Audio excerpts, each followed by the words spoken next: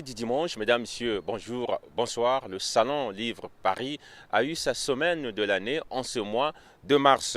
Pour la 39e édition, c'est l'Europe qui était à l'honneur. La ville en vue, Bratislava, avec une participation de 165 000 visiteurs, 391 stands. C'était l'occasion de s'interroger sur les productions littéraires ou livresques des auteurs africains ici en Europe, une question que nous avons eu à poser aux Européens.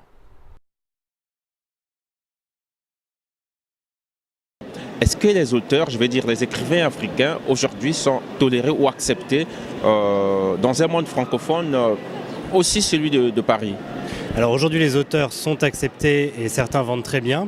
Après, comme dans le domaine de l'édition, même pour les auteurs en général, on assiste à une starification et à une réduction du nombre d'acteurs dans le monde de la culture. Et donc, ce qui fait qu'il y a certains auteurs qui vendent et d'autres pour qui c'est beaucoup plus difficile. À votre avis, ceux qui vendent, qu'est-ce qui fait vendre réellement ?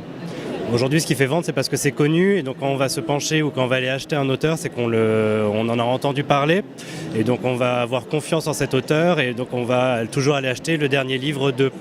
Et c'est là où aujourd'hui c'est difficile pour les éditeurs de promouvoir les jeunes auteurs et les faire émerger sur la scène littéraire. Alors après, il y a des contre-exemples, même si jamais on prend Petit Pays de Gaël Faye qui s'est imposé assez vite. Après il était connu par son métier de la chanson, mais c'est vrai que son livre s'est imposé. Pour d'autres auteurs, c'est plus difficile d'arriver, même avec des très très bons livres, c'est vrai qu'on en a eu, et de briller autant que certains autres grands auteurs. Les noms de quelques écrivains ou auteurs africains qui vous viennent tout de suite à l'esprit quand on en parle ? Qui fonctionnent et qui vendent beaucoup. C'est toujours Mabankou et Marie Ndiaye, il y en a plein d'autres. Oui. Quelle idée faites-vous de ces auteurs africains ? Je pense qu'ils ressemblent aux auteurs français. Ils sont un peu pressés. Oui. C'est d'ailleurs naturel. Mais bon, voilà.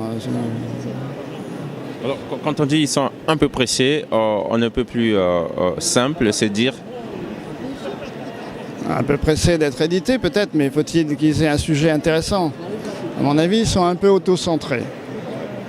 En fait, mon idée de la littérature africaine, c'est qu'elle est auto-centrée, beaucoup trop auto-centrée, en tout cas jusqu'à ces dernières années, avec tout un tas de choses derrière la tête, mais auto-centrée. Il faudrait qu'ils sortent un peu de leur identité africaine et qu'ils se sentent, qu'ils s'adressent à tout le monde, quoi. Et pas uniquement. Voilà, plus universel, tout simplement. Quelle idée faites-vous de production littéraire africaine ? Alors, la production africaine, à mon avis, est très importante. Et en Europe, on ne connaît quasiment aucun auteur. Je pense que c'est un manque colossal. Par contre, la diversité, moi j'adore regarder un peu tous les livres qui se font aujourd'hui. Il y a beaucoup d'auteurs, contrairement même à l'Europe. Donc ça c'est important. Moi ce qui m'intéresse aussi aujourd'hui, c'est la partie, on va dire, un peu plus digitale. C'est-à-dire que le papier, bien évidemment, il en faut toujours et il y en aura toujours. Mais l'intérêt du digital, c'est de permettre aussi aux jeunes de pouvoir lire sur leur téléphone ou sur leur mobile, les auteurs, et les auteurs non seulement africains, mais les auteurs européens, les auteurs internationaux. Ce qu'il faut, c'est vraiment faire une ouverture du marché de tous ces écrivains sur le monde européen, et c'est pour ça que il y a cette présence au Salon du Livre, mais elle n'est pas encore assez importante. Je pense qu'il faut vraiment la renforcer pour qu'on se rende compte de la richesse de tout ça, parce que tout est imagé. Enfin, moi je vais beaucoup en Afrique et c'est vrai que la façon d'écrire et tout, c'est un peu différent de ce qu'on peut avoir dans d'autres pays, et c'est quelque chose de très agréable à lire, et même pour tout âge, c'est ça qui est intéressant.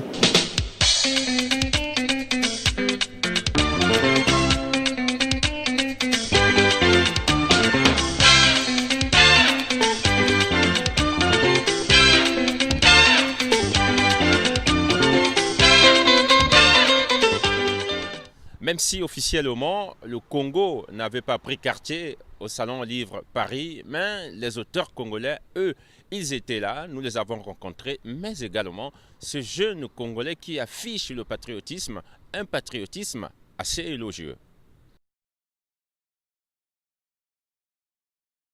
Monsieur Richard, déjà merci à vous donc de nous accorder cette interview. Voilà qu'on se retrouve avec vous au Salon Livre Paris. Et vous faites partie de ces auteurs. Moi j'ai eu la chance, parce qu'on a un ami commun qui m'a laissé entendre que vous avez une production littéraire assez prononcée. Tout de suite, moi je veux savoir vous en avez combien, lesquels, et finalement peut-être aussi un qui pourrait accrocher le public. Mais avant tout, vous devez bien sûr vous présenter. Merci beaucoup. Moi, c'est Richard Osoma Lemoy et c'est mon premier salon du livre en tant qu'écrivain. Et je suis ici présent à cette 39e édition du salon par rapport au thème du salon, les nouvelles voies de la littérature. Et c'est pour ça que je suis invité ici, parce que j'ai à mon actif 12 livres écrits en 2018. 12 livres en 2018. 12 livres en une année. 2018 en une année, de janvier 2018 à décembre 2018. Et j'ai une productivité de 2 livres en moyenne par mois, et selon différents éditeurs. J'ai donc 5 romans, d'accord. Et mon dernier livre, c'est un roman qui est sorti le 15 février, donc juste après la Saint-Valentin. Et c'est ça le livre qui est en ce moment sur le marché, qui fait l'actu. Et il a pour titre « Envoûté par sa djellaba ». C'est le titre du tout dernier, mais peut-on avoir les titres des 11 autres? Oui. Alors les 11 autres, donc je vais expliquer par catégorie. Les romans, il y a Envoûté par la djellaba, Papa à quel prix, sorti le 11 février, donc juste 2 jours avant. Il y a Franchir le pas, Retourner, Intégrer puis astreint, Guy Thomer de Blois, c'est un roman qui parle de l'ASAP économique et l'ASAP en matière d'association éducative. J'ai aussi les essais littéraires. Les essais littéraires, ce sont des essais politiques, des livres de recherche, d'études, qui sont des contributions aux solutions politiques, sociales, économiques du Congo en particulier et de l'Afrique en général. Donc j'ai Fresque congolaise, c'est un livre hommage. C'est un livre consacré à la première dame du Congo-Brazzaville, dont ses activités qui rentrent en ligne de compte de l'histoire nationale. Parce qu'une première dame d'un pays représente le pays. Et une première dame d'un pays participe de l'écriture de l'histoire nationale. Sa personnalité empathique, ses luttes contre la drépanocytose, le sida, à l'échelle de l'Afrique. Parce qu'elle était marraine de l'organisation des premières dames d'Afrique pour la lutte contre le sida, fondée à Nouakchott. Pas au Congo, à Nouakchott. C'est un essai. C'est un essai qui a 162 pages. Qui est facile à lire. Et à l'intérieur de ce livre-là, il y a aussi le rappel des premières dames que le Congo a connues. Depuis Madame Marine Sona, épouse président Massamba Deba, et jusqu'à Antoinette Sassou Nguesso, en passant par Marie-Noël Yom-Diopango, Céline Ngouabi, Jocelyne Razdam Lissouba, la Guadeloupéenne, qui est tombée amoureuse du Congo-Brazzaville. Moi, je prends comme ça à la volée. Quel est le livre que vous pouvez nous présenter ici de façon synthétique? Et pour lequel je suis au salon, c'est Envoûté par sa djellaba. C'est un livre qui fait l'actu en Europe et en Afrique. Le thème de ce salon, j'ai parlé de la nouvelle voie de la littérature pour laquelle je suis présent. Il y a aussi un premier thème, l'Europe à l'honneur. Et ce livre-là, Envoûté par la djellaba, c'est le combat d'une femme qui se bat pour son fils qui s'est radicalisé à la fois musulmane de manière expresse. Une femme d'origine caucasienne, blanche, qui rentre de chez elle à la maison, retrouve son fils habillé en djellaba qui ne le quitte plus. Et le fils revendique une foi dont il ne maîtrise pas les contours. À 21 ans, on ne connaît pas encore les mystères de la foi. À 21 ans, on ne connaît pas encore les implications d'une radicalisation. Et tout le combat de cette maman pour sauver son enfant, c'est de le ramener à la lecture des livres. C'est la lecture des livres qui a ramené Antoine, mon personnage, le fils converti, à la raison. Il a commencé à relire les romans de société sur la famille, sur l'enfance, sur l'éducation. Et petit à petit, il s'est intéressé à l'actualité footballistique.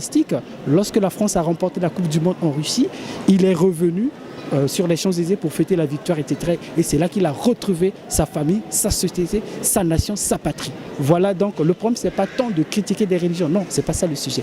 Le sujet, c'est de retrouver les repères de la famille. C'est ça qui sauve les gens et c'est ça qui monte la société vers l'avant. Est-ce que, moi je n'ai pas encore eu la chance de tomber sur vos ouvrages, je crois que vous m'en donnerez, mais la question qui me vient à l'esprit, tout de suite je me dis, 12 livres en une année, je pense que ça doit poser aussi un problème de qualité. Vous en êtes sûr? Je ne sais pas. Il n'y a pas de problème de qualité puisque c'est approuvé par le comité de lecture. Un livre, quand vous soumettez votre manuscrit, votre livre dactylographé, chaque éditeur a un comité. C'est à compte d'auteur? Oui, c'est à compte d'éditeur. éditeur, parce qu'un écrivain est coté pas par un livre édité à compte d'auteur. Non, c'est vous-même, vous payez votre livre, on vous produit, le livre n'est pas intéressant parce qu'il n'y a pas de correction, il n'y a pas d'analyse et il n'est pas passé à un examen. Alors que quand c'est publié à compte d'éditeur, c'est passé à un concours d'examen. Et mes éditeurs, je n'ai pas qu'un seul éditeur. Hein. Les 12 livres, c'est 3 éditeurs. Il y a l'Harmattan, pour l'essai Et si on modernisait la fonction publique congolaise, l'essai qui a accompagné le recensement des fonctionnaires fait par le ministre Aimé Bininga quand il était encore en charge de la fonction publique et pour lesquels nous on a proposé des solutions visant au contrôle régulier au sein des administrations afin de lutter contre l'absentéisme, la corruption petit à petit. Et je suis content puisque les retombées favorables de mon livre ont abouti à la création de la haute autorité chargée de la lutte contre la corruption. Voilà comment de la littérature, on peut arriver à une solution bien pour la société. Êtes-vous sûr que les gens puissent puiser dans votre ouvrage pour en arriver là? Je ne peux pas répondre. Avez-vous les éléments qui nous laissent, qui attestent que voilà, ils se sont inspirés de votre ouvrage? Le livre a été adressé. La plupart des ministres, des gens au pays ont eu connaissance de lui. Il a fait même une chronique à Télé Congo. Roman Lecaud, déjà, nous vous disons merci. Moi, je sais que vous êtes un habitué du Salon Livre Paris. Vous avez vécu à l'époque de livre et auteur du bassin du Congo. Vous avez vécu également, je crois, jusqu'à la dernière édition où l'Afrique avait une forte représentation à travers le pavillon Lettres d'Afrique. Aujourd'hui, on ne retrouve nulle part les deux. Bon, peut-être sauf Kona Kolo, mais qui est là de façon privée. C'est un individu qui est là. Moi, ce que je veux savoir, quel est votre sentiment après ce que vous savez et ce que je viens de dire? Mes sentiments ne peuvent pas être les meilleurs parce qu'on ne voudrait pas descendre quand on est déjà en haut. Le souhait est de monter, de continuer à monter. À la limite, d'être stable, d'être constant. Mais quand on ne l'est pas, on est descendu plus bas et ce n'est pas bien pour un pays comme le nôtre, le Congo, qui est un pays de grande culture et que nous soyons là réduits à ces petits mètres carrés, 9 mètres carrés, et on n'arrive pas à pouvoir s'exprimer, à faire des conférences comme on faisait avant et tout. Bon, c'est pas gai, c'est pas gai. Le souhait serait qu'on revienne à notre position initiale où même les auteurs africains qui n'avaient pas de stand à ce salon venez fêter avec nous, ça c'était une très bonne chose et ça faisait que notre drapeau soit hissé plus haut. Alors là, vraiment, je suis désolé. Okay. Alors Raymond, venons-en à votre actualité. Je me rends compte que vous ne vous reposez pas, vous ne dormez pas parce que je vois une production assez régulière. La toute dernière, c'est La Canne sacrée du maître, c'est en 2 tomes, 1 et 2. Moi, tout ce que je veux savoir de façon synthétique, qu'est-ce qu'on peut retenir ou c'est quoi déjà l'histoire? L'histoire commence par 2 jeunes gens qui ont opté pour le trafic de diamants, qui vont acheter en République du Zaïre, plus précisément à Lokoville. Et ils effectuent plusieurs voyages, mais au cours d'un des voyages, il va avoir un accident au milieu du fleuve Congo et l'un d'eux va trouver la mort. Et celui qui est rescapé, il doit sa survie grâce à une femme qui faisait partie de l'équipage qui va prononcer le nom du Seigneur du Christ en disant Seigneur Jésus sauve-moi, Seigneur Jésus sauve-moi. Et lui, il va se dire que écoutez, pourquoi ne pas essayer cette formule qui apparemment est en train de marcher pour cette femme-là, parce que depuis qu'elle prononce ça, elle ne se noie pas, la tête est hors de l'eau. Et lui également, il va donc dire Seigneur Jésus sauve-moi, Seigneur Jésus sauve-moi. Et du coup, il est rentré dans une inconscience et quand il revient à la vie, ils sont à la berge secouru de justesse. Et voilà, il prendra la décision de servir ce Christ-là. Ça, c'est le tome 1 qui prend fin là, le tome 2. Et dans sa recherche, dans sa quête de Dieu, du bien, il va donc découvrir vraiment Dieu et on va lui donner une canne. Et de cette canne, on lui donnait des prescriptions et des instructions qu'il fallait suivre fermement. Malheureusement, pour un coup de rein, il a raté à ses obligations et voilà la canne. Pour un coup de rein, essayez un peu de nous expliquer. Pour une femme, et il a perdu cette grâce qui faisait le bonheur de toute l'Afrique et de toute la planète parce que plus qu'il priait, ça faisait qu'il y ait beaucoup de bien, beaucoup de progrès dans le monde et surtout au Congo. Malheureusement, ayant raté sa mission, et la canne est repartie de là où il était. Et une fiction. Une fiction, bien évidemment, une fiction. Mais qui parle d'un fait presque réel, parce que bon, j'ai assisté une fois à un culte, et un monsieur qui s'est levé et qui fait le témoignage d'avoir été dans un bateau qui avait fait naufrage, et en fait dans une pirogue qui avait fait naufrage, et lui il avait dû sa survie à une dame qui criait le nom de Jésus, et bon lui également il a fait le suivi, et voilà il avait eu la vie sauve. Et je me suis dit qu'il fallait que je crée une fiction autour de ce témoignage-là, et c'est cette fiction-là qui est là, mais le témoignage il est vrai, il est réel. Derrière ce concept, aimer le Congo, Love Congo, c'est exactement dire quoi? Alors, Aimer le Congo, Love Congo, les t-shirts ont été conçus dans le cadre d'une campagne qu'on a intitulée justement Love Congo Tolinga Ekolo. Et c'est avec une plateforme que nous gérons avec d'autres jeunes Congolais comme nous. Et nous souhaitons simplement promouvoir des valeurs patriotiques, des valeurs d'amour de la nation, de la patrie. Et voilà. Mais est-ce que sur la place de Paris ou peut-être dans la ville où vous êtes, est-ce que le message passe? Alors, le message passe, bien évidemment, et nos actions ne se limitent pas à la ville, justement pour la nommer, c'est Lille, où nous sommes basés. Nous menons des actions en ligne, donc nos campagnes se déroulent essentiellement en ligne. Nous n'en sommes pas à notre première action, là je crois que ça doit être la troisième. Nous en avons mené plusieurs en ligne, adressées à l'ensemble de nos compatriotes, où qu'ils se trouvent en fait. C'est ça aussi l'avantage des actions en ligne, c'est qu'elles peuvent toucher davantage de personnes. Donc voilà. Quels sont les termes, je vais dire, les aspects ou peut-être, je vais comprendre par quels moyens et comment peut-on faire aimer aux autres son pays, je dis bien son pays, lorsqu'on est à l'étranger. Qu'est-ce que vous mettez en valeur, je vais dire? Lorsque vous avez posé la question, j'ai instinctivement voulu vous répondre qu'en l'aimant soi-même d'abord. Comment on peut faire aimer les choses aux autres? C'est en commençant soi-même, ça va de soi. Donc nous, on commence par là. Ensuite, moi j'ai l'habitude de parler de notre pays comme d'un produit.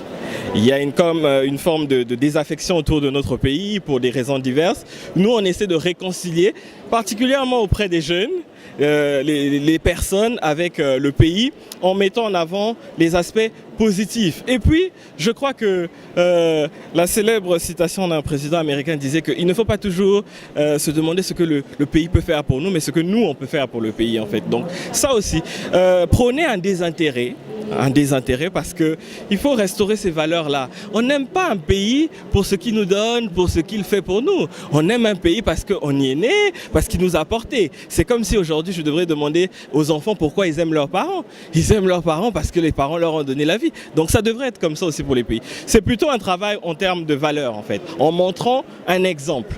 C'est-à-dire que nous commençons, souvent c'est ce qui se passe d'ailleurs auprès des personnes, les gens nous disent oui, vous voulez prôner telle chose, mais vous, qu'est-ce que vous faites concrètement? Nous, qu'est-ce qu'on a fait, nous, en tout cas, dans la plateforme que nous sommes, qui se nomme Congo 30, nous menons des actions où nous engageons nos fonds, en fait. C'est-à-dire que nous n'en sommes pas encore à une dimension institutionnelle. Ce sont comme des particuliers, par amour du pays, mènent des actions pour promouvoir ce pays. Donc voilà, à peu près, je dirais, la méthodologie que nous avons choisie pour arriver à nos fins. Est-ce que depuis que vous avez commencé cette mission, ça n'est une pour vous, hein, est-ce que vous avez du répondant ou les réactions des gens qui sont sur place à Brazzaville? Les retours ont été très positifs.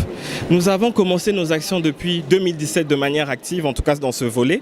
Et à chaque fois, on a salué nos initiatives. On a salué qui? Ceux qui participent, par exemple, pour faire une petite rétrospective, revenir un peu en arrière. En 2017, sur la place de Paris, nous avons initié des rencontres consultatives. Donc, nous allions à la rencontre de nos compatriotes de différents profils pour essayer d'échanger avec eux autour des problématiques qui sont les leurs. Ça a été salué par les participants. Il y en avait quelques-uns. Ensuite, en 2018, nouveau calendrier, nous avons commencé avec la plateforme Congo 30 qui se trouve sur Facebook, les gens pourront vérifier. Et là, ce qui était intéressant, c'est que nous allions virtuellement à la rencontre de ceux qui se trouvaient au pays cette fois-ci. Et eux nous accueillaient les bras ouverts. Mais nous avons aussi cette force d'inspirer. C'est-à-dire que les gens autour de nous, je ne peux pas tous les nommer, je parle d'une opinion publique, en tout cas, une certaine opinion publique, quand elle voit ce que nous proposons comme action, au début ils n'y croient pas, ils sont sceptiques. Le fameux discours, moi j'appelle ça le Congo bashing, ou on peut l'appeler le Congo bashing, que ça ne vaut pas la peine, etc., etc. Ensuite, quand ils voient les résultats de nos campagnes, les commentaires, c'est ce que permet aussi, encore une fois, l'Internet, ils sont là maintenant, ils nous rejoignent en fait dans l'action. Donc petit à petit, on commence à gagner un peu. C'est comme finalement, je vais employer une parabole qu'on a partagée ici sur le salon.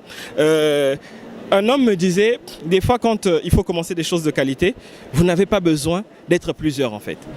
Former une cellule, 5 personnes, qui vont en gagner 5, qui vont en gagner 5. C'est ce que nous sommes en train de constater sur nos actions.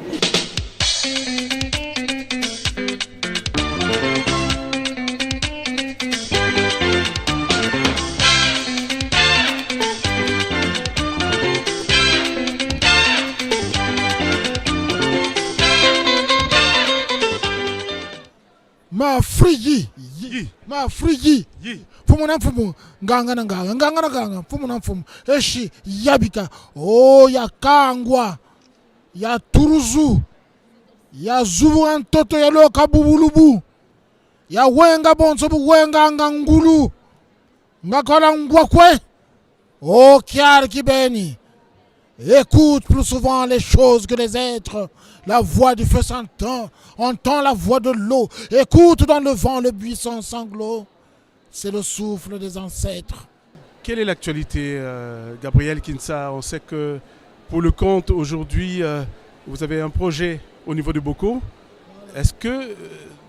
Comment ça va se passer cette formation avec les jeunes à Boko? Le plus simplement possible du monde, c'est-à-dire qu'on va leur apprendre à prendre la parole. Et une fois qu'ils ont la parole avec eux, et bien là, à ce moment-là, ils peuvent maintenant rentrer dans le monde mystérieux du conte.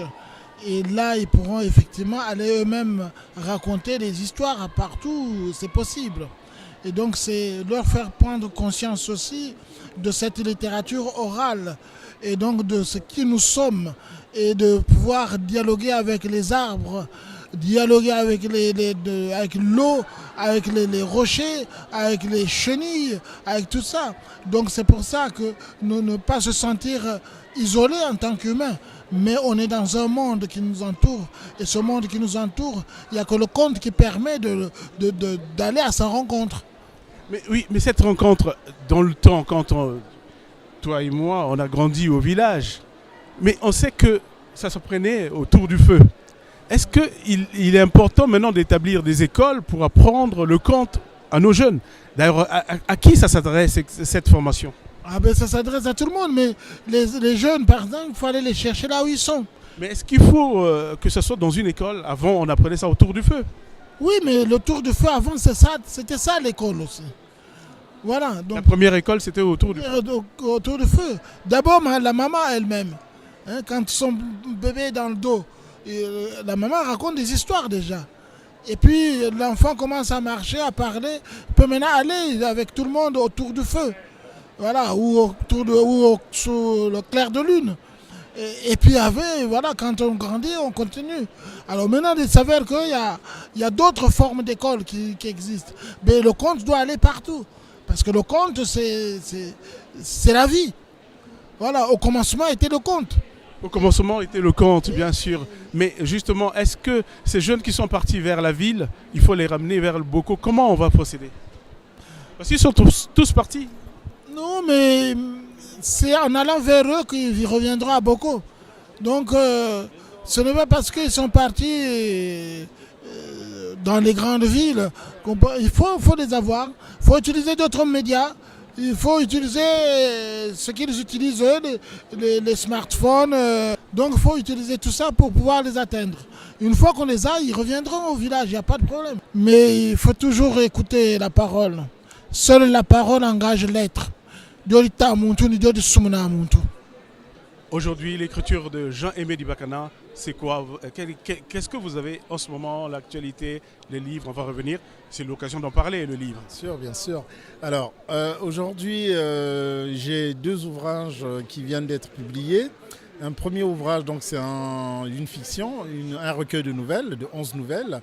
qui porte le titre d'Atipo mon mari. Et puis un essai, un livre de sociologie que j'ai co-dirigé avec le professeur Jean-Pierre Missier qui s'appelle L'Afrique des familles. Nous sommes une vingtaine d'auteurs de plusieurs nationalités, des Congolais, des Sénégalais, des Nigérians, des Camerounais, des Gabonais, etc. Donc une vingtaine d'auteurs qui a donc réfléchi sur ce qu'est l'Afrique aujourd'hui, ce qu'est la famille en Afrique aujourd'hui, quelles sont les permanences, quels sont les changements. Moi j'ai le livre Atipo, mon mari. Atipo, mon mari, alors donc ce sont les scènes de ménage, parce qu'en fait, alors racontez-nous un petit peu, je vous le donne d'ailleurs, vous allez le présenter face au caméra. Alors, Atipo, mon mari, en fait, je pense que tous les mélomanes africains, sinon congolais, connaissent la chanson Atipo de l'illustre Pamelo Munka, donc qui compte l'histoire d'un monsieur qui est donc de la diaspora et qui demande à ses parents de lui épouser une femme dans son pays d'origine qui est donc le Congo. Et donc on lui trouve une femme et lui, pour convaincre la femme qu'on lui a trouvée, il envoie des photos. En fait, mais malheureusement, lorsque la femme arrive à Paris, elle se rend compte que le monsieur qu'elle voyait sur les photos n'a rien à voir avec le monsieur qu'il y a en face. Donc voilà. En fait, je suis parti de cette histoire. Enfin, cette histoire, pardon de vous couper, Jean-Aimé, mais aujourd'hui qu'il y a les réseaux sociaux, il y a encore cette histoire de confusion de photos? Oui, bien sûr qu'il y a encore ces histoires. Parce que vous savez, par exemple, sur Facebook, il y a plein, nous le savons tous, il y a plein de faux profils sur lesquels on trouve des gens qui mettent des photos, mais en fait, ce n'est pas eux. Donc non, ces histoires-là existent toujours, des gens qui se passent pour ce qu'ils ne sont pas. Alors, donc ce que j'ai voulu travailler dans cette nouvelle, c'est un peu la petite contradiction, ou en tout cas l'incompréhension plutôt, qu'il y a entre nous qui habitons ici et nos parents restés au pays, qui pensent que le simple fait d'être ici fait de nous des personnes qui avons des bonnes situations, qui sont bien et tout. Mais je pense que c'est une situation que nous, en tant que diaspora, nous avons ou que nous alimentons en fait. Mais quand j'y réfléchis, je pense qu'au départ, nos aînés qui ont fait ça, c'était pas tant pour vouloir mentir les parents qui étaient au pays, mais c'était pour les rassurer. Parce que c'était quand même assez difficile de dire aux parents restés au pays que l'enfant qui est parti à 7000 km est dans la souffrance, n'a pas de quoi manger et tout. Donc on enjolivait pour dire voilà, ici tout va bien, vraiment tout est facile, tout est bon. Et le problème c'est que c'est resté quoi. C'est resté, ça nous colle à la peau, nous en tant que diaspora.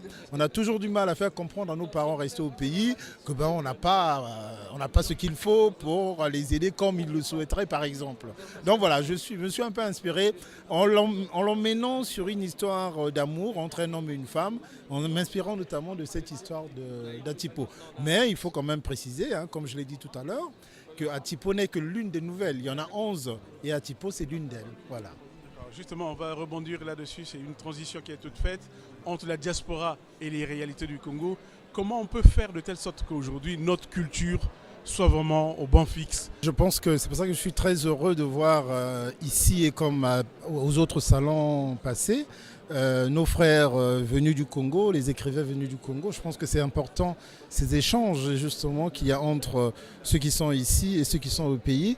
Je pense que c'est à travers ces échanges, parce que moi j'ai l'impression, en tout cas je pense fermement, que c'est la culture qui nous sauvera. Finalement, c'est la culture qui nous reste. Le seul élément qui nous unit vraiment dans la culture, il n'y a pas de suspicion, il n'y a pas de rivalité, on va dire. Voilà, c'est la culture. On fait vivre le Congo, on fait vivre notre pays. Et donc, je pense que l'une des solutions pourrait être justement ces échanges qu'il peut y avoir. À mon avis, il n'y en a pas suffisamment. Je pense qu'il devait y avoir un peu plus de moments de rencontres entre les écrivains notamment qui sont ici, ou les artistes tout simplement, parce qu'il y a aussi des musiciens, des peintres et tout ça de part et d'autre.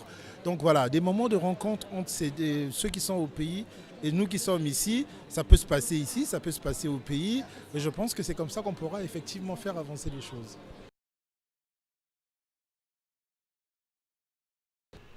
Voici quelques années, nous ne cessons de nous interroger sur un genre journalistique très prisé aux États-Unis, l'investigation. Pourtant, bien scrutée, sa pratique ici en France, révèle des méthodes parfois peu orthodoxes, loin de l'éthique et donc de la déontologie. Voici un document, forcément, qui vous donne froid dans le dos. Mars 2017. La campagne présidentielle française bat son plein, alors qu'il est déjà empêtré dans le Penelope Gate. Une nouvelle révélation vient viser le candidat François Fillon. Le 11 mars, le JDD révèle que l'ancien Premier ministre se serait fait offrir des costumes de luxe par un généreux donateur. L'article est signé du journaliste Laurent Vadiguier. Le 17 mars, Le Monde révèle l'identité du mystérieux ami. Il s'agit du sulfureux avocat Robert Bourgi, une figure bien connue de la France-Afrique. Je savais exactement que j'allais payer ces costumes par chèque et que j'allais appeler mon ami Valdiguier, lui montrer le chèque. Au journal du dimanche, journaliste, voilà. Oui. Lui montrer le chèque et déclencher l'affaire. Voilà. Et quand on a fait campagne, comme il l'a fait, oui, sur les vertus morales, sur la difficulté des Français à joindre les deux bouts, je me suis dit, ça, c'est quelque chose qui va le tuer. Une affaire qui a sans doute pesé sur le résultat de la présidentielle. Malgré tous mes efforts, malgré ma détermination, je n'ai pas réussi à vous convaincre. Les obstacles mis sur ma route étaient trop nombreux, trop cruels. Le moment venu, la vérité de cette élection sera écrite. Les premiers services ou cellules dites d'investigation ou enquête sont apparus dans les rédactions dans les années 1980. Bien que l'investigation consiste normalement à aller chercher l'information, les journalistes d'investigation bénéficient dans leur travail de révélations faites par des sources dont les motivations peuvent se révéler troubles. Dans ce cas, le journaliste se doit-il de les publier? Il n'y a strictement rien de nouveau. La seule chose qui est nouveau, c'est la nature des sources. Avant, on avait des gens qui nous racontaient des choses, c'est toujours le cas. Avant, on avait des gens qui nous transmettaient des dossiers, souvent des dossiers judiciaires en violation du secret de l'instruction. Donc c'était déjà des dossiers volés quelque part. Et aujourd'hui, ce sont des fuites, donc des données numériques. Mais toutes les personnes qui vous donnaient de tout temps, toutes les personnes qui nous ont donné des informations avaient un intérêt à le faire. Et qui était parfois un intérêt dont on pouvait dire qu'il était douteux aussi. Vous avez un compte à régler avec quelqu'un, vous allez faire fuiter des infos, ou vous allez donner des infos sur cette personne qui vont la desservir. Mais si ces infos sont vraies, et si effectivement cette personne s'est rendue coupable de malversation, le journaliste, il va en faire état. Évidemment, quand on fait du journalisme dans l'absolu, et a fortiori du journalisme d'enquête approfondie, donc d'investigation, eh bien on subit maintes pressions et maintes manipulations. Et c'est que la multiplication des pressions ou des manipulations, en quelque sorte, qui feront qu'on approchera de la réalité, qu'on approchera de la situation réelle. Si on se laissait manipuler en quelque sorte ou influer que par une personne, ce serait problématique. Si les sources se multiplient, on finit par trouver des choses conformes, qui se rapprochent de la réalité. Donc oui, on est manipulé en permanence, à nous de prendre les précautions, et quelque part, ce n'est pas parce que l'information est biaisée, parce qu'elle répond par exemple à un sentiment de revanche, qu'on ne doit pas la publier. Si elle est vraie, il faut la publier. On vit un métier bizarre dans lequel il y a à la fois des codes éthiques génériques et un certain nombre de pratiques de bonne conduite qu'il faut appliquer. Et il y a en même temps la réalité de nos métiers, la réalité de l'obtention d'une information. On n'est pas là non plus pour régler les comptes des autres et on n'est pas là pour arriver à donner des munitions à ceux qui veulent se battre entre eux. Après, il se trouve qu'il y a deux histoires en même temps. Il y a l'histoire d'un homme qui veut se venger, mais qui donne des informations hyper intéressantes et hyper importantes sur un homme politique français qui prétend devenir président de la République. Et donc, comment on fait à ce moment-là ? Je crois qu'il faut publier. Il faut publier, mais ça aurait peut-être été mieux de publier les conditions dans lesquelles ces informations avaient été recueillies. Même si ça les aurait diminuées, bien entendu. Le journaliste n'est pas là pour attendre l'information, mais c'est pour aller vers l'information. L'information reçue, forcément, cache quelque chose. Pourtant, pour le journaliste, au moment où il donne l'information, il nous laisse entendre que j'ai mené l'investigation. Mais ça, c'est la manipulation. L'attribution de la paternité d'une affaire avec les ventes supplémentaires qu'elle peut générer et les reprises par les confrères sont devenues un enjeu commercial majeur pour les titres de presse. Alors que c'est Robert Bourgi qui a livré les informations à Laurent Valdiguier, le JDD présente les révélations comme le fruit d'une enquête. Derrière ce manque de transparence du journal, doit-on voir une course au lectorat? L'investigation ne serait-elle finalement qu'un business? Informer et vendre vont de pair. Plus les gens viennent à eux, plus on vend le numéro. Plus le numéro est vendu, écoutez, c'est du business. On fait bénéfice, n'est-ce pas? Oui, il se cache derrière un business. Les journalistes, on est des marchands de tapis, on vend de l'info. C'est ce qu'on vend. Voilà. Et donc il faut arriver à la vendre et potentiellement dans un univers hyper concurrentiel, il faut arriver à la vendre mieux que les autres. Donc il faut arriver aussi à présenter les choses comme étant bien entendu exclusives, uniques, qu'on est les seuls à avoir parce que ça renforce la crédibilité du journal. C'est un jeu dangereux. C'est un jeu dangereux qui demande une exigence de soi-même énorme. C'est-à-dire que si vous rentrez dans cette logique-là, ben vous ne pouvez pas vous tromper. Et malheureusement, ce n'est pas possible de ne pas se tromper. Mais le journaliste ne doit-il que vendre pour vendre? N'a-t-il pas une responsabilité éthique de transparence vis-à-vis du lecteur? Si vous êtes instrumentalisé ou manipulé, je pense que l'honnêteté, c'est de ce qu'on appelle le making-of, d'expliquer comment vous avez lu ça, et si on vous donne un document, dans quel but précis on vous l'a donné. Donc il ne faut pas non plus que les journalistes soient complètement comme ça innocents, ça serait trop facile. Sans révéler les sources, vous pouvez quand même indiquer que voilà, il y a cet élément-là. On vit une époque qui est très difficile, qui est très complexe et qui va au bout d'un moment, à mon avis, nous obliger à de nouvelles règles. À une transparence totale sur la manière dont on travaille, ce qui est terrible hein, quelque part, parce qu'on est obligé de travailler un petit peu dans l'ombre, malgré tout, quand on fait des enquêtes. Mais je crois que l'enjeu de demain, c'est comment est-ce qu'on va réussir à maintenir la confiance et en même temps à continuer à enquêter. Redonner du crédit au journalisme et rétablir la confiance de l'opinion publique, deux enjeux majeurs non seulement pour l'avenir de la profession, mais également pour celui de la démocratie. Investigation ou manipulation, lorsque les donneurs de leçons s'adonnent à des pratiques peu journalistiques et peu démocratiques, alors parfois le maître doit apprendre à se taire.